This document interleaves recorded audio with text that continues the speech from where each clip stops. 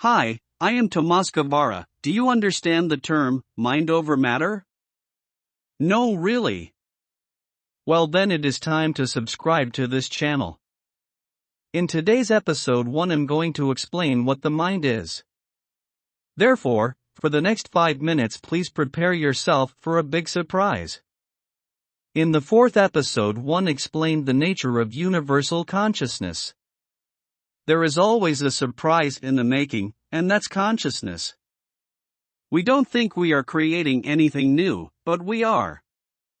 Consciousness is always moving in an expansion, by folding in.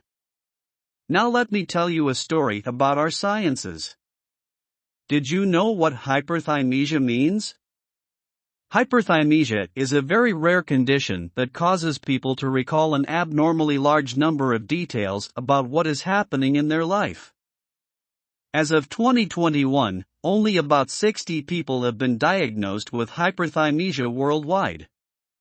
In other words, it's a disease according to the science community. It is also referred to as highly superior autobiographical memory, HSAM. According to researchers, there can be downsides to hyperthymesia. Because people's memories are so strong, negative events from the past can affect them greatly. The constant, irrepressible stream of memories can also cause significant disruption to people's lives, making it a burden.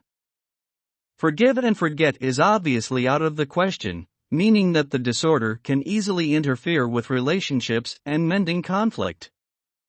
Overall, hyperthymesia is more of a disadvantage than an advantage, because it leads to depression, causes problems with relationships, and prevents people from living in the present. Here again, the science community is placing the cart in front of the horses. The mind is you, therefore you manage your body, and when I say your body, I mean all the molecules of your body, including your genes. We are energy beings, and consciousness at the same time. The body, in cruel terms, is our vehicle for our experiences. Because science doesn't understand what consciousness is, they decided to explore the brain, because our brain is an organ, it is a physical thing. Consciousness is not a thing, it's an action. When our mind is thinking, that is something we do all the time, we send energy flares that turn our neurons on and off. That is what the researchers see and analyze. The problem is that they use their brain to analyze other brains, and they do it using their beliefs. In other words, they are in a vicious circle. Like hamsters in a cage, not going anywhere. The mind is also a depository of all our memories, it remembers everything. Even our past lives, that are not past but present, because time is simultaneous, something I explained in the first episode. But the brain is not capable yet of processing all this information. This has been proven thousands of times, using hypnosis and other methods like meditation to recover supposedly lost memories. There is another point that must be clarified, the situation with memories that we don't want to remember, like was the case of Catherine, Brian Weiss patient, the main character in the book Many Lives, Many Masters. Watch episode 16 to know about it. The natural action of consciousness is folding inward. We always do it, some people in a more significant way than others. We can do it by focusing inwardly, and that's what allows us to expand our awareness. That's what allows us to grow and to become more self-aware. We are expanding by folding in on ourselves, and this is what consciousness does. It folds in on itself and then is exploring every aspect of consciousness, every aspect of itself, to discover what can be newly created. In this, there is a never-ending expansion, a never-ending growth, and moving in a never-ending expression of new and creating. And in that, it does that by constantly, continuously exploring and examining every aspect of itself. Remember that the only thing that has ends and beginnings are actual things that spring from consciousness, because consciousness, once again, is not a thing, it's an action. And from that action is created things that are manifestations, and the manifestations have beginnings and endings, but consciousness itself does not. Essence, that is you, is an ongoing, let us say, thread in the fabric of what is and of what essence is, but as I have explained, essence is not what you think it is, because it isn't singular.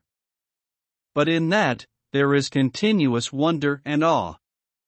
Here also is the overlaying piece, which is the constant expansion, the constant exploration, the always seeking of new and more.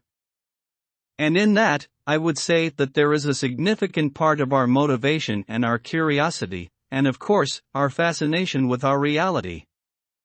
Fascination that is always being satiated in relation to how we are continuously creating new, and being surprising, in that we can be so unpredictable. We are continuously moving in explorations.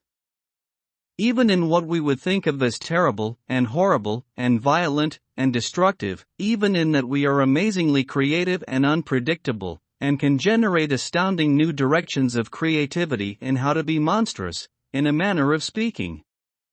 But it isn't monstrous because they are simply experiences from the perspective of our essence. And this perspective is different than what our physical perspective would be.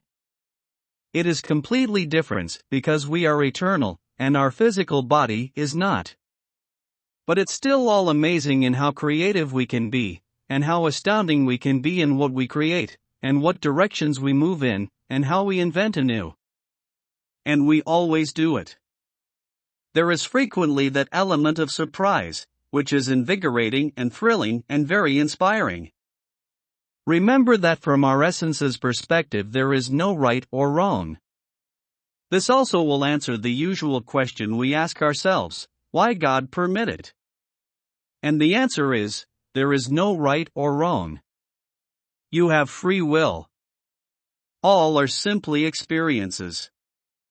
This is also the reason that I continue to maintain and express how significant every individual is, how important each of us are, and how much we do and how much we can do, and how much we can affect each other. One individual can be tremendously affecting. And in that, we don't have to perceive ourselves to be some extraordinary individual. You can perceive yourself to be quite ordinary and still generate extraordinary expressions and directions and move mountains. You must only be confident in yourself, just like Jesus Christ said in Matthew 17:20. I hope this information will help you to be more self-aware. On the description below I left a few links to watch other related videos. Don't forget to subscribe to this channel.